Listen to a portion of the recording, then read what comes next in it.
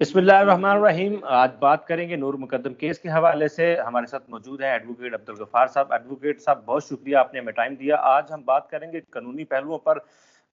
जाहिर जाफिर को daily basis पे अदालत भेजा जा रहा है। हम बात करेंगे आज इस स्पेसिफिक वीडियो में जो एफआईआर दर्ज हुई, यूएस का क्या रोल है इसमें, और फैमिली, जाहिर बात है बड़ी इन्फ्लुएंसिव फैमिली है, वो इस केस पे कितना असरअंदाज हो सकती है। जाहिर जाफिर के वालिदैन के हवाले से बात करेंगे कि उनको किन बुनियादों पे उन्होंने पकड़ा हुआ है और उनका क्या कसूर है। बहुत शुक्रिया एडवोकेट अब्दुल गफ्फार साहब। एडवोकेट साहब, हमें बताइएगा कि एफआईआर में क्या क्या शिकें दर्ज हुई और एफआईआर किन बुनियादों पे दर्ज की गई थी। इसमें फैज़ान भी 2 चीज़ें हैं जो बड़ी अहम हैं। एक तो जो एफ़आईआर दर्ज हुई है और ये एफ़आईआर में जो नूर मुकद्दम कत्ल केस का जो अहम पहलू है, आज मेरी शाह ख़ावर एडवोकेट साहब जो कि नूर मुकद्दम के वकील भी हैं, मुद्दई की तरफ से वकील हैं, तो उनसे भी बात हो रही थी। और जो एक अब इस वक़्त एक लीगल एक पॉइंट है, उस पर हम बाद में आएँगे, जो एविडेंस के हवाले से एक बड़ा अहम एक क्वेश्चन आज अदालत ने भी उठाया है और अदालत में आज इसके ऊपर गुफ्तगू भी हुई है। एफआईआर पहले दर्ज हुई थी और उस एफआईआर में जो अगवा था और उसमें जो भत्ता लेने के लिए अगवा किया जाना था वो दफ़ात थी। फिर 302 उसमें ऐड हुआ। 302 के बाद अब मज़ीद 109 पाकिस्तान पिनल कोड को भी ऐड किया गया है, 353 को भी ऐड किया गया है और 506 बी को भी ऐड किया गया। मुख्तलिफ दफ़ात हैं। अब ये 4 दफ़ात नहीं लगाई गई थी और उसका मकसद सिर्फ ये था कि जो नूर मुकद्दम कत्ल केस में ज़ाहिर जाफ़िर के वालिद हैं या उनके मुलाज़मीन हैं, क्योंकि वो अबेटर थे। हमारे यहाँ कानून में फैज़ान भाई 2 चीज़ें बड़ी अहम हैं। जब ज़ुल्फ़िकार अली भुट्टो का अगर कत्ल केस की आप और ज़ुल्फ़िकार अली भुट्टो की जो फांसी का केस है उसको अगर आप कभी स्टडी करें और वो जजमेंट आप पढ़ें जो ऑनरेबल सुप्रीम कोर्ट की उस वक़्त की जजमेंट थी, तो ज़ुल्फ़िकार अली भुट्टो को अबैटमेंट में सज़ा हुई थी। ज़ुल्फ़िकार अली भुट्टो ने कसूरी को डायरेक्ट कत्ल नहीं किया था। वो 302 बिल्कुल के ऐसी है। नहीं थे, वो 109 के मुल्ज़िम थे। पाकिस्तान पिनल कोड की जो दफ़ा 109 है, उसके मुल्ज़िम थे और उसके तहत क्योंकि वो कंस्पायरेसी में मुलव्वस थे, वो अबैटमेंट में मुलव्वस थे, इस वजह से उनको सज़ा हुई थी। हमारे यहाँ कानून बड़ा क्लियर है। कानून ये कहता है कि अगर 302 है और अगर किसी ने मर्डर किया है, विद इंटेंशन किया है और किसी ह्यूमन बीइंग की जान ली है, तो वो मर्डर के ज़ुमरे में आएगा। और जो उसमें कोई अबैटर था, अबैटर से क्या मुराद है, कोई उसमें उस पूरे के पूरे मंसूबा साज़ी में मुलव्वस था, कोई उस साज़िश में मुलव्वस था, कोई पीछे से सपोर्ट कर रहा था, कोई फॉर एग्ज़ाम्पल 10 लोग जाते हैं किसी एक जगह पर कोई वक़ूआ करने के लिए, गोली एक के हाथ से चलती है। कोई होता है जो उसको असला प्रोवाइड करने वाला है, कोई है जो वहाँ पर जो बाकी मामलात को देख रहा है। तो सारे अबैटमेंट में 148, 149 इसलिए लगाया जाता है, 109, 120 इसलिए लगाया जाता है कि जो लोग उसमें मुलव्वस हैं, सारे के सारे लोगों को। और फिर कानून कहता है कि जो कातिल की सज़ा है, वही अबैटर की सज़ा है, वही अबैटमेंट करने वाले की सज़ा है। अब ये एफआईआर दर्ज हुई और ये बड़ी स्ट्रॉन्ग एफआईआर है और इसमें जो उनके वालिदैन हैं, उनका जो आज भी अदालत में बात हुई है कि जब फ़ोन उसका रिकवर हुआ है, तो उसमें जिस दिन ये वक़ूआ हुआ है, उस दिन उसकी अपने बाप से भी बात हो रही है। इसका मतलब है वो राब्ते में थे और वो सारी चीज़ों को जानते थे। फिर जो ड्राइवर का बयान है, नूर मुकद्दम के जो ड्राइवर ने बयान दिया है कि वो जब पैसे 3 लाख रुपए सुबह देने आया, तो वो उसके जो बावर्ची थे, उसने लेके पहुँचाया। इसका मतलब ये है कि मुलाज़मीन के भी नॉलेज में था। फिर ये एक दिन का वाक़या नहीं है, ये 18 जुलाई से अगर शुरू होता है, 20 जुलाई तक वो मौके वारदात पर रहे और जो कुछ होता रहा वो उस पर उनके जो एम्प्लॉइज़ थे, फिर उनकी जो फैमिली थी, वो सारी की सारी बाखबर थी। अब इस सारे मामले में जो उनकी गिरफ्तारी है, चाहे वो ये कहें, ये बातें होती हैं, ये फ़िल्मी सीन है कि हम कातिल को हर हाल में कटहरे में लाया जाए, उसको उसके खिलाफ कार्रवाई हो। ये उसका मकसद सिर्फ ये होता है कि हम अपनी जान बचा लें, क्योंकि हमारे मीडिया के सामने बयानात की कोई वैल्यू नहीं है। हम पहले अपने आप को बचा लें और फिर जो वकील इनका है, वही वकील दूसरी तरफ से भी उनको भी सपोर्ट कर रहा है, ज़ाहिर जाफिर को भी के मामलात को भी। हाँ, दूसरे वकला भी हैं, लेकिन जो मेन वकला हैं वो उसी मामले को देख रहे हैं। तो उसका मतलब क्या हुआ कि ये बिल्कुल सारा ठीक है। प्लान था और ये ज़ाहिर जाफिर ये एक क्रिमिनल हिस्ट्री रखने वाला है, न्यूयॉर्क में भी और बरतानिया के जो इसी सफारत बात खान। पे इसी इसी अगला मेरा सवाल भी अगला यही था। कहा यह जा रहा था कि ये अमेरिकन सिटीजन है और अमेरिका की जानिब से इस केस में इन्फ्लुएंस किया जा सकता है। अब हमें ये बताइएगा कि यूएस एम्बेसी ने भी इस पे एक ट्वीट की, जो इस्लामाबाद यूएस एम्बेसी है उसकी तरफ से ट्वीट आई, इसने कहा कि हम वकील प्रोवाइड कर सकते हैं, हम कोई कानूनी इनको वो चाराजोई में इनको हिस्सा हिस्सा नहीं बनेंगे। इस हवाले से क्या कानून कहता है, पाकिस्तान का क्या कानून कहता है, यूएस का क्या कानून कहता है, और इस हवाले से वो कितना इन्फ्लुएंस कर सकते हैं?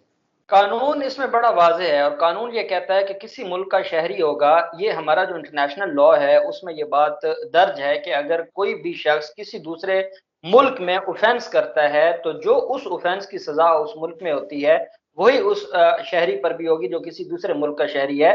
अमेरिकन एम्बेसी ने, मैं समझता हूँ, बड़ी क्लियर बात की है।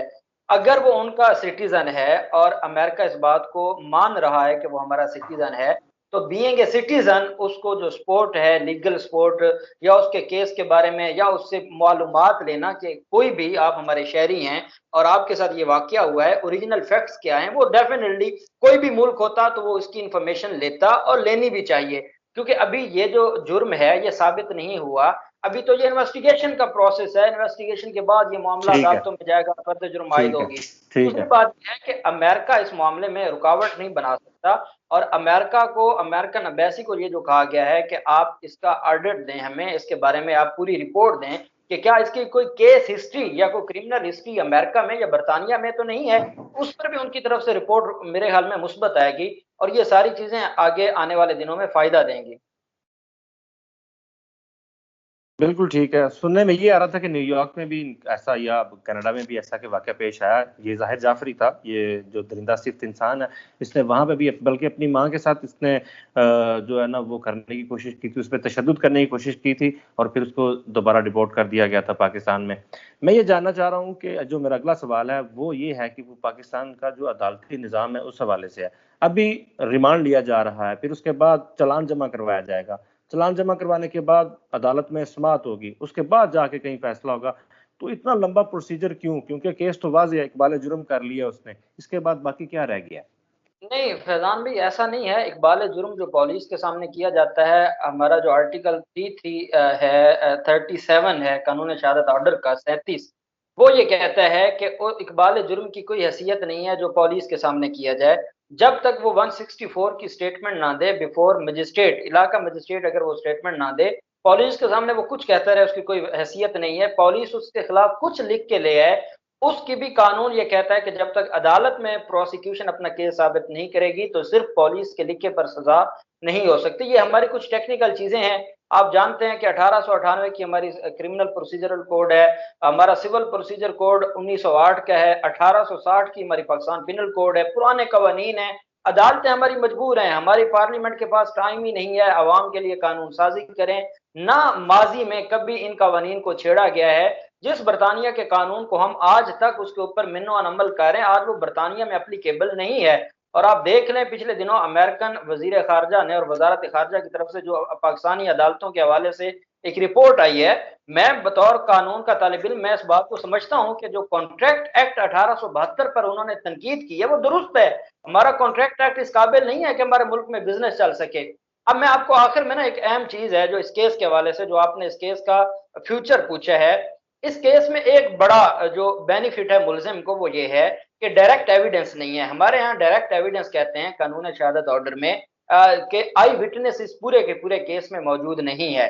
अब जब डायरेक्ट एविडेंस ना हो तो दूसरा जो स्टेप है वो होता है सर्कमस्टांशियल एविडेंस का, वाकयाती शहादत हम जिसको कहते हैं। वाकयाती शहादत का हमारे सामने एक बड़ा भयानक केस है और वो है साहनिया साहिवाल।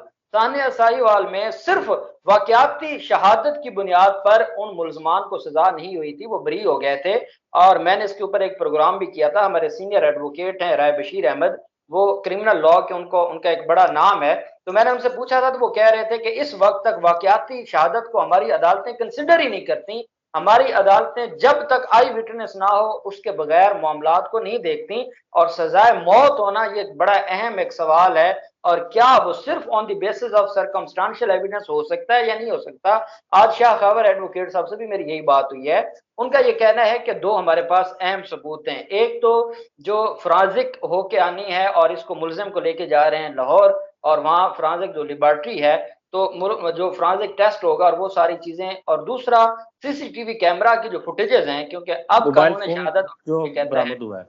जी, मॉडर्न जो टेक्नोलॉजी है या जो मॉडर्न डिवाइसेज़ हैं, वो भी एक जो एडमिसिबल पीस ऑफ एविडेंस है, तो उसकी बुनियाद पर कार्रवाई हो सकती है। लेकिन बदकिस्मती ये है, हमारी सुप्रीम कोर्ट की, हमारी हाई कोर्ट की जो जजमेंट्स हैं, जो हमारा क्रिमिनल लॉ पे पूरे का पूरा आपका जिस पर क्रिमिनल जो कानून है, वो स्टैंड करता है, उसमें सिर्फ वाक़याती शहादत की बुनियाद पर सज़ाए मौत नहीं होती। ये इतना बड़ा खला है इस केस में। मैं और आप मीडिया पर बात करते रहेंगे, हम इस केस में हम उन मजलूमों के साथ खड़े हैं, लेकिन एक चीज है हमारे कानून बेशक। में, ना उस कानून को वजीर आजम छेड़ सकते हैं, ना उस कानून को चीफ जस्टिस छेड़ सकते हैं। हमारी एक केस हिस्ट्री है क्रिमिनल लॉ पर, हमारा जजमेंट्स हैं, हजारों जजमेंट्स हैं जो ये कहती हैं कि सिर्फ हादसाती वाकयाती शहादत की बुनियाद पर सजा नहीं हो सकती, नहीं हो मैक्सिमम सकती। सजा नहीं हो सकती। लेकिन हम उम्मीद करते हैं कि जो मॉडर्न डिवाइसेस का अब जो लॉ है, और जो उसकी अब जो सुप्रीम कोर्ट ऑफ पाकिस्तान की एक रीसेंट जजमेंट आई थी और उसमें ये कहा गया था, जैसे